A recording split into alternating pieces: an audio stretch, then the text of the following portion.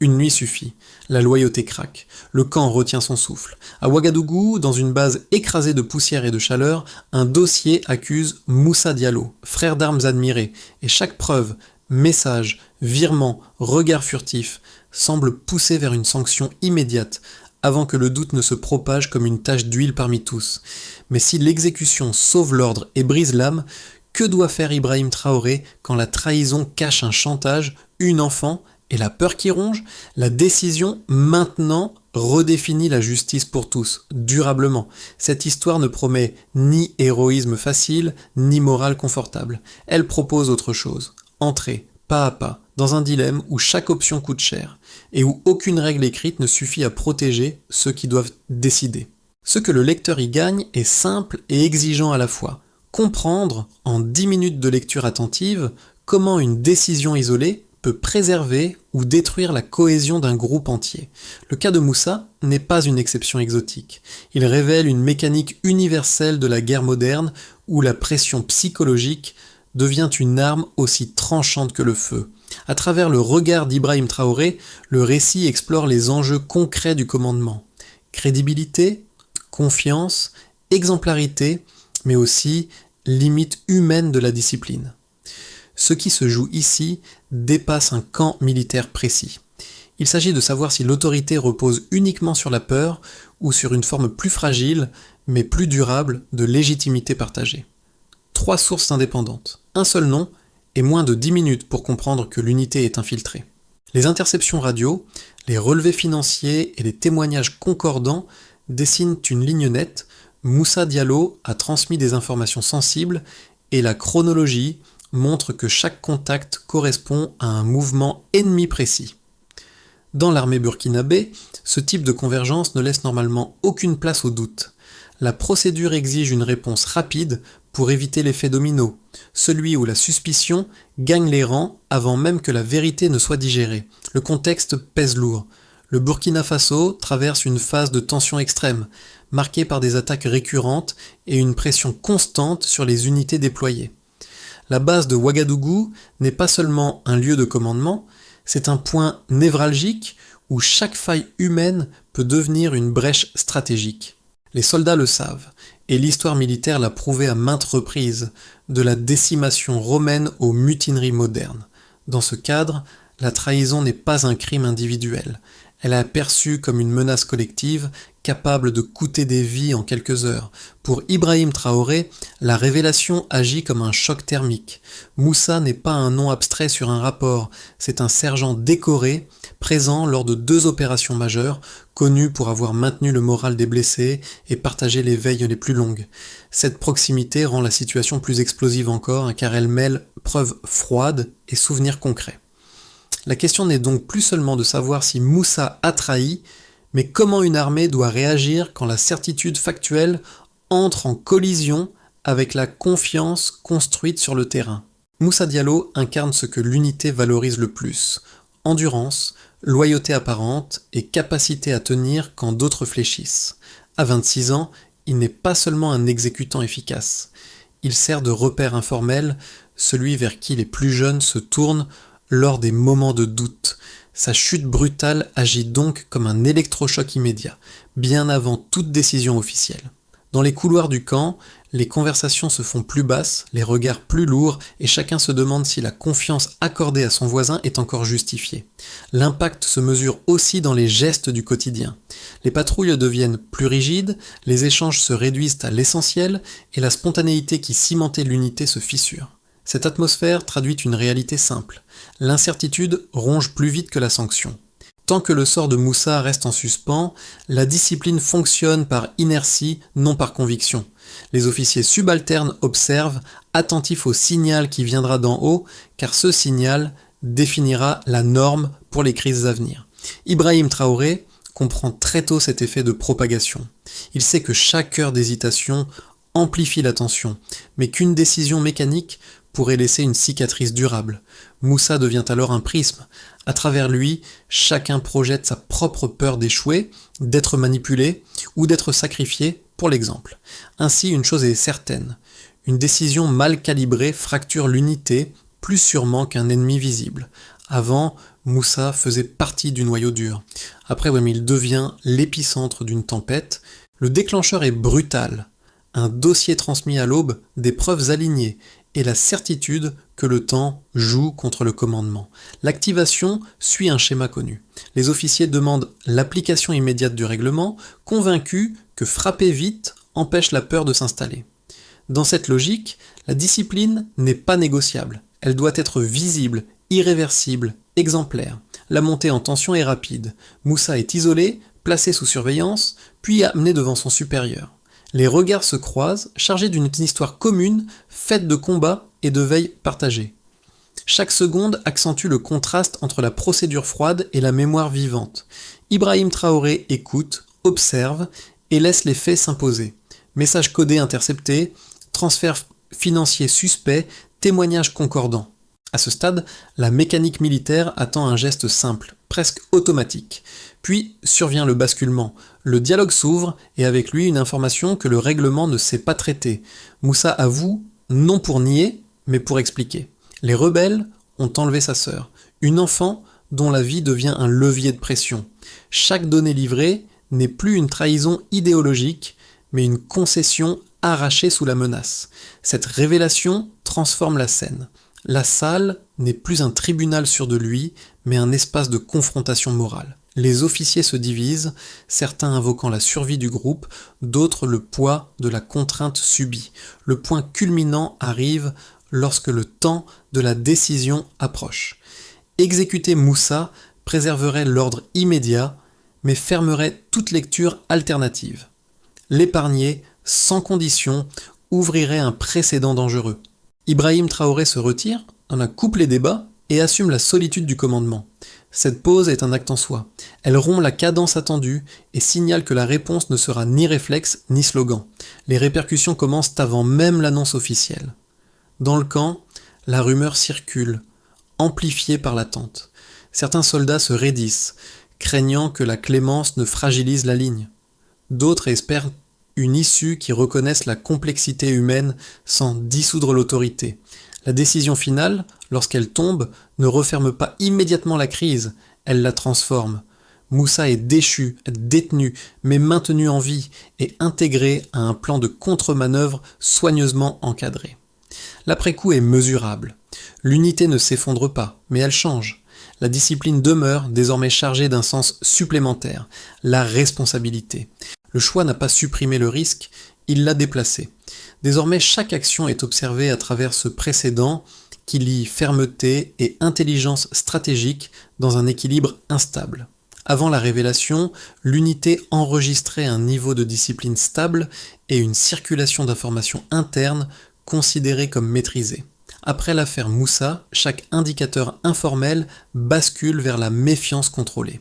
La première donnée clé concerne les flux financiers repérés, les transferts cumulés inférieurs à 3 millions de francs CFA ne correspondent ni à un enrichissement personnel ni à un schéma de corruption classique. Ils dessinent plutôt une trajectoire contrainte, fragmentée, liée à des exigences ponctuelles, ce qui modifie radicalement l'interprétation initiale. Autrement dit, l'argent apparaît comme un outil de chantage, pas comme une motivation. Le deuxième élément chiffré réside dans la chronologie opérationnelle. Les interceptions montrent que les informations transmises par Moussa précèdent de peu certaines manœuvres ennemies, mais sans jamais fournir un avantage décisif. La valeur militaire des données est réelle, mais partielle. Cette limite suggère une transmission sous contrainte, hésitante, incompatible avec le profil d'un agent pleinement engagé.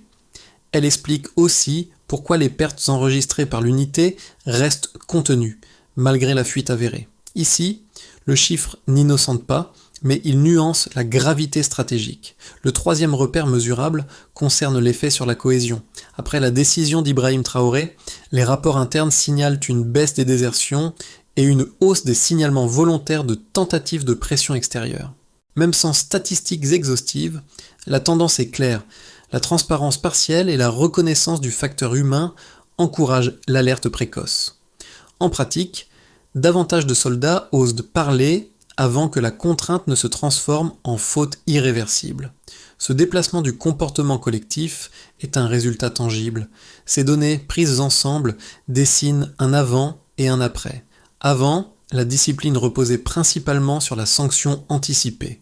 Après, elle s'appuie aussi sur la prévention et la confiance encadrée. Le delta n'est pas spectaculaire en chiffres bruts, mais il est décisif en dynamique. Là où la peur fige, la responsabilité partagée active la vigilance. C'est précisément ce point qui éclaire la décision. Elle ne supprime pas le risque, elle le rend détectable plus tôt. Pour Ibrahim Traoré, l'enjeu n'est pas de produire des statistiques parfaites, mais de lire correctement les signaux disponibles. Les montants, les délais, les réactions observées convergent vers une conclusion prudente. Une justice exclusivement punitive aurait masqué les causes profondes, tandis qu'une réponse calibrée crée des informations nouvelles. Ainsi, la preuve chiffrée ne sert pas à justifier la clémence. Elle démontre qu'une stratégie intégrant l'humain peut renforcer et non affaiblir la sécurité collective. L'argument le plus solide en faveur de la sanction immédiate repose sur une logique implacable. Dans un contexte de guerre asymétrique, toute tolérance apparente est interprétée comme une faille exploitable. Exécuter Moussa aurait envoyé un message clair. La trahison, quelles qu'en soient les raisons, entraîne une conséquence définitive. Cette position s'appuie sur des précédents historiques où la fermeté extrême a empêché l'effondrement de la discipline en coupant court aux hésitations et aux débats internes. Pour ses défenseurs, la peur n'est pas un excès, elle est un outil de survie. Un second argument renforce cette lecture. La loi militaire existe précisément pour neutraliser l'émotion individuelle. En la contournant, même partiellement, le commandement risque d'introduire l'arbitraire. Aujourd'hui Moussa, demain un autre cas jugé exceptionnel. La chaîne de commandement se fragilise si chaque dilemme devient matière à interprétation morale. Dans cette perspective, la clarté de la règle protège autant les chefs que les exécutants, en supprimant l'incertitude. La justice rapide serait donc un mal nécessaire. Face à ces deux arguments, la réponse d'Ibrahim Traoré ne les nie pas, elle les intègre. Il reconnaît que la discipline sans ambiguïté est indispensable, mais souligne que l'ambiguïté existe déjà, produite par l'ennemi lui-même. Le chantage familial introduit une variable que la règle pure ne neutralise pas. En fermant les yeux sur cette variable, l'armée risque de répéter le même schéma, punissant les conséquences sans traiter la cause. La fermeté, dans ce cas précis, devient réactive plutôt que stratégique. La contreposition repose donc sur des faits observables. Après la décision, les soldats signalent plutôt les pressions subies, ce qui réduit la probabilité de trahison silencieuse. La règle demeure, mais elle est accompagnée d'un dispositif d'anticipation. Ainsi, la clémence conditionnelle n'abolit pas la loi, elle la complète.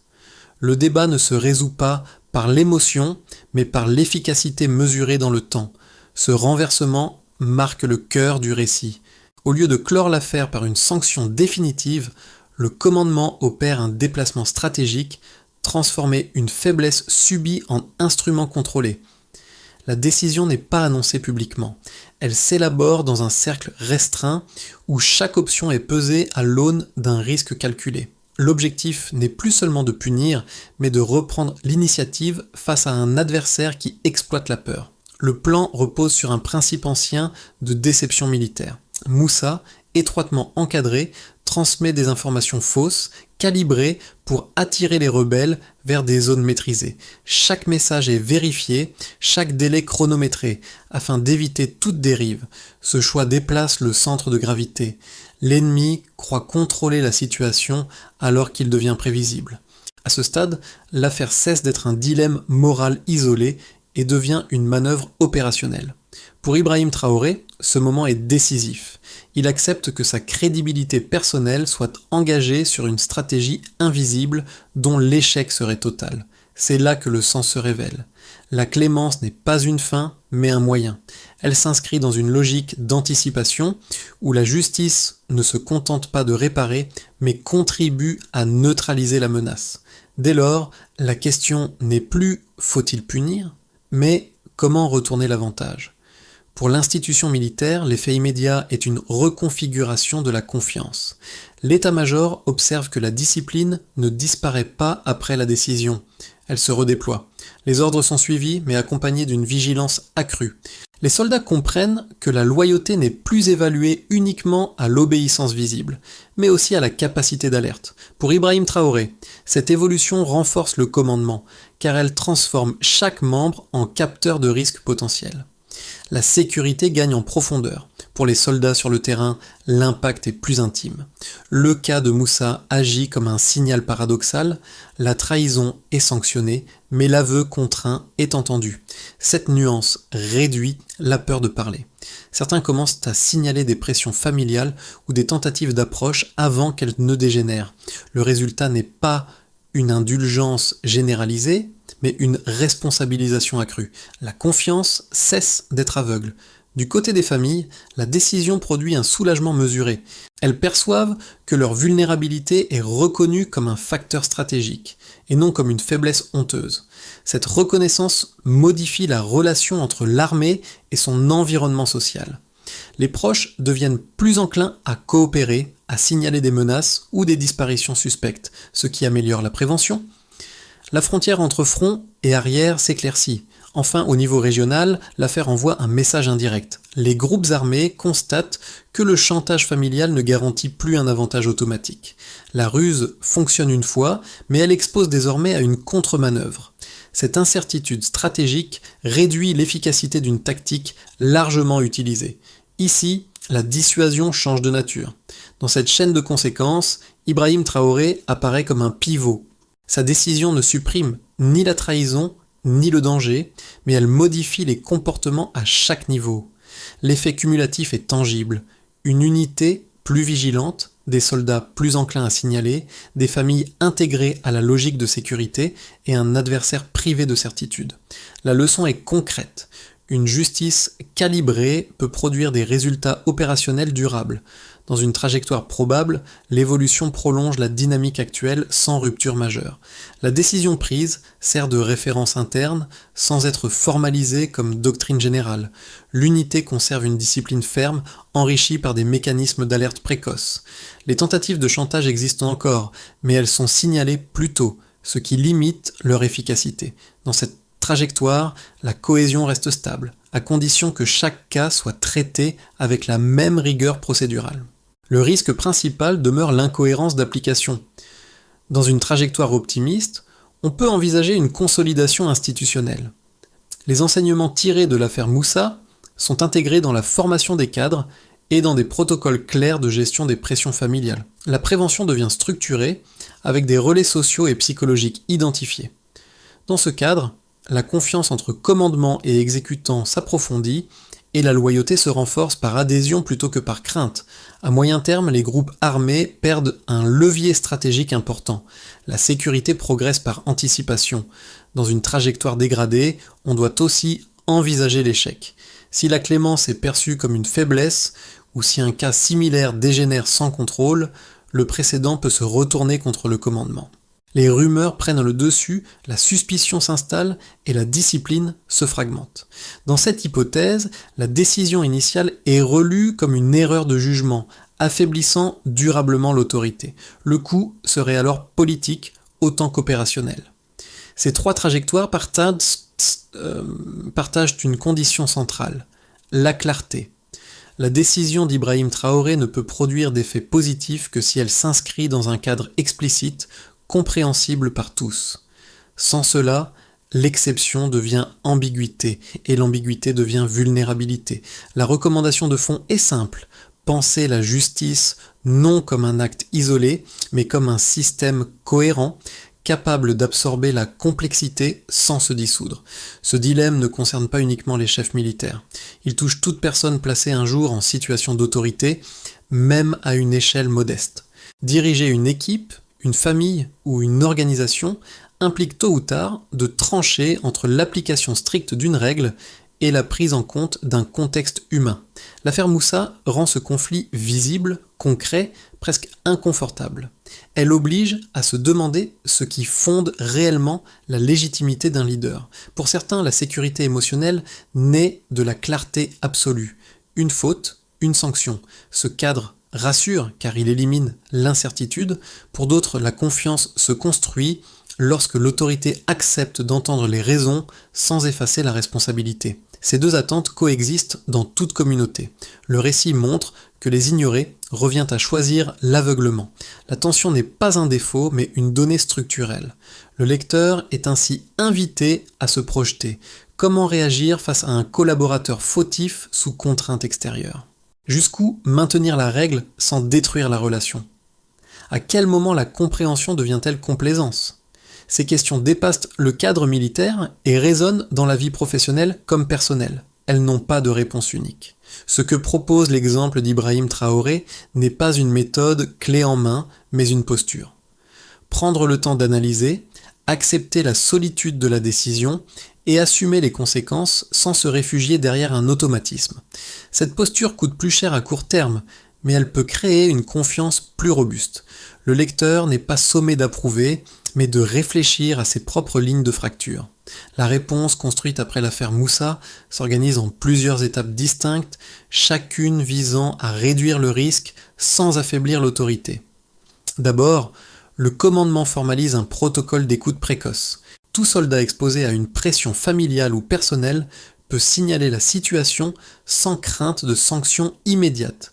L'objectif est clair, déplacer l'intervention en amont avant que la contrainte ne se transforme en faute. Cette étape redéfinit le moment où la justice intervient. Ensuite, un dispositif d'évaluation croisée est mis en place. Les signalements sont analysés par plusieurs niveaux hiérarchiques afin d'éviter l'arbitraire et de maintenir la crédibilité de la chaîne de commandement. La règle reste la référence, mais elle est appliquée à partir d'informations plus complètes. La discipline gagne en précision. Puis, un accompagnement ciblé est proposé aux soldats identifiés comme vulnérables. Il ne s'agit ni d'excuses, ni de privilèges, mais d'un outil de prévention. En reconnaissant que la guerre moderne exploite les liens familiaux, l'institution adapte sa réponse sans renoncer à ses principes. La protection devient une composante de la sécurité. Enfin, la sanction demeure, mais elle est graduée et expliquée. Dans le cas de Moussa, la déchéance de grade et la détention rappellent la gravité de l'acte, tandis que la possibilité conditionnelle de réhabilitation inscrit la justice dans la durée. La cohérence prime sur la brutalité. Et Ibrahim Traoré insiste sur un point central. Chaque décision doit être assumée publiquement par le commandement. Dire pourquoi, dire comment et accepter le débat interne contrôlé. Cette transparence n'affaiblit pas l'autorité, elle la rend lisible. Ainsi, la solution n'est pas une exception isolée, mais un cadre reproductible pour affronter des dilemmes similaires. Un an plus tard, le visage de Moussa n'est plus celui d'un accusé figé dans la honte. Il porte les traces d'une chute, mais aussi celle d'un relèvement lent, encadré, exigeant. Lors d'une cérémonie sobre, loin de toute exaltation, il reçoit une reconnaissance limitée pour service rendu. Non comme un pardon effaçant le passé, mais comme la preuve qu'un homme peut encore servir après avoir failli. Aminata est présente, silencieuse, symbole discret de ce qui a été sauvé. Ce moment agit comme un rappel. La décision prise plus tôt n'était ni un geste de faiblesse, ni une émotion passagère. Elle a engagé le temps long, celui où les conséquences réelles apparaissent. Pour l'unité, cet épisode devient un repère transmis aux jeunes officiers, un cas étudié pour interroger la frontière entre rigueur et humanité. La mémoire collective se structure autour de ce choix. Ibrahim Traoré n'est pas célébré comme un héros irréprochable, mais reconnu comme un chef ayant accepté le risque de la nuance. Son autorité ne repose pas sur l'oubli de la trahison, mais sur la capacité à transformer une faute en enseignement durable.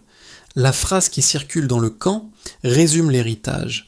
La force d'un commandement se mesure à ce qu'il reconstruit, pas seulement à ce qu'il punit. Cette histoire ne demande ni adhésion aveugle, ni condamnation rapide. Elle invite à une discussion plus large, là où se croisent autorité, responsabilité et complexité humaine. Dans un monde où les règles sont souvent invoquées pour éviter de penser, le cas présenté rappelle que décider, c'est accepter d'exposer ses choix au regard des autres. La justice n'est jamais abstraite, elle s'incarne toujours dans des conséquences vécues.